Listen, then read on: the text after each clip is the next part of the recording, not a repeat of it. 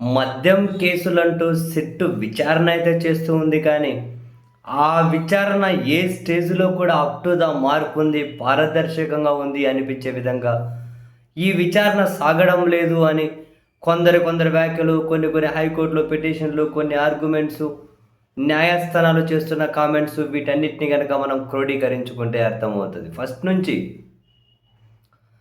బ ఏ AP beverages corporation మాజీ chairman Vasudeva Reddy, వాళ్ళ సత్యప్రసాద్, ఇంకో ఉద్యోగి అన్న దగ్గర నుంచి మొదలుపెట్టి ప్రతి ఒక్కరూ బెదిరిస్తున్నారని, మేము చెప్పని వాటిని చెప్పినట్లుగా వాళ్ళ వాంగ్మూలాల్లో రాసుకుంటున్నారు అని వరుస పెట్టి అన్నీ ఇవే పిటిషన్‌లే. అండ్ వీళ్ళు చెప్పారు, వాళ్ళు చెప్పారు, ఈ వాంగ్మూలం, ఆ వాంగ్మూలం అని చెప్పి దీని మీదనే సహానిందితులు లేదా సాక్షుల వాంగ్మూలాలు. ఇప్పటి వరకు సిట్టు ప్రధానంగా వీటి మీదనే ఆధారపడుతూ వస్తుంది అన్నది న్యాయస్థానాల్లో కూడా ప్రతిసారి ప్రూవ్ అవుతూనే ఉంది. ఈ క్రమంలో తాజాగా ఈ కేసులో ఇప్పుడు సాక్షులుగా ఉన్నటువంటి పి. శరత్ చంద్రారెడ్డి, పి. రోహిత్ రెడ్డి వీళ్ళు సిట్టికి ఎదురు తిరిగి తాజాగా హైకోర్టులో పిటిషన్ వేశారు. ఏమని? అసలు మేము చెప్పని విషయాలను, మేము మాట్లాడని విషయాలను వాళ్ళకు కావలసినట్లు వాంగ్మూలాల్లో రాసేసుకుంటూ ఉన్నారు అని చెప్పి, ఇది చాలా భారీ ట్విస్ట్ ఇది. మా ప్రమేయం లేకుండానే వాంగ్మూలాలు తయారు చేసుకుంటూ ఉన్నారు అని. సిట్టుకు ఎదురు తిరిగిన సాక్షులు రోహిత్ రెడ్డి, శరత్ చంద్రారెడ్డి తాము చెప్పని వాటిని వాంగ్మూలాల్లో చేర్చడంపై హైకోర్టులో పిటిషన్లు, తమ వాంగ్మూలాలను రికార్డు నుంచి తొలగించేలా ఆదేశాలు ఇవ్వాలనే అభ్యర్థన. విచారణ జరిపిన హైకోర్టు తదుపరి విచారణ ఈ నెల 27కు వాయిదాట. పత్రికలు యథావిధిగా. గత ప్రభుత్వ హయాంలో మద్యం విధానంపై అక్రమ కేసులో ఇన్నాళ్ళు భేతాల విక్రమార్క కథలు చూశాం. సాక్షుల వాంగ్మూలం పేరుతో సిట్టు ద్వారా టీడీపీ పెద్దలు ఆడిస్తున్న నాటకాలు తాజాగా బట్టబయలయ్యాయి.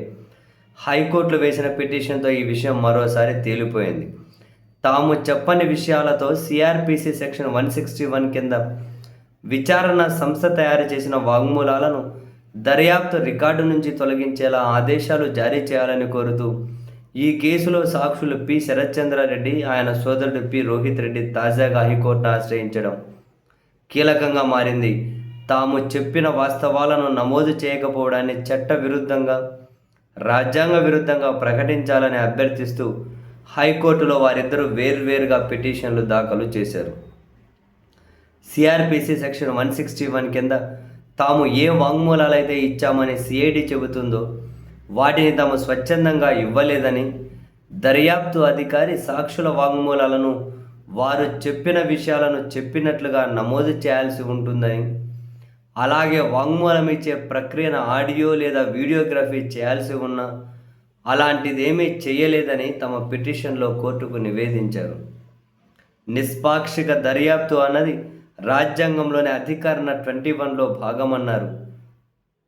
దర్యాప్తు ప్రక్రియ దుర్వినియోగం అవుతున్నప్పుడు దర్యాప్తు నిష్పాక్షికతను పరిరక్షించేందుకు కోర్టు తనకు స్వతఃసిద్ధ అధికారాలను ఉపయోగించవచ్చని నివేదించారు. మద్యం విధానంపై అక్రమ కేసులో సిట్ అధికారులు గత నెల 13వ తేదీన హైదరాబాద్ వచ్చి సిఆర్పిసి సెక్షన్ 161 కింద తమ వాంగ్మూలాలను నమోదు చేశారని పిటిషన్లో పేర్కొన్నారు.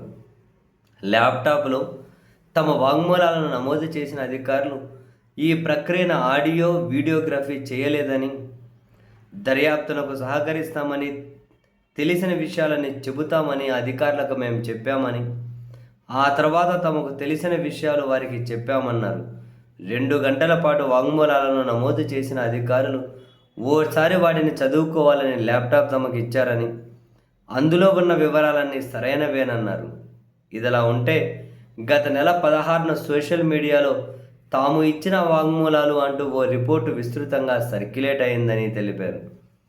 ఆ తర్వాత సిట్ అధికారులు నమోదు చేసిన వాంగ్మూలం కాపీని తీసుకొని పరిశీలించామని, విస్మయకరంగా తాము చెప్పిన దానికి భిన్నమైన విషయాలు ఆ వాంగ్మూలాల్లో ఉన్నాయని శరత్ చంద్రారెడ్డి, రోహిత్ రెడ్డి తమ పిటిషన్లో వెల్లడించారు.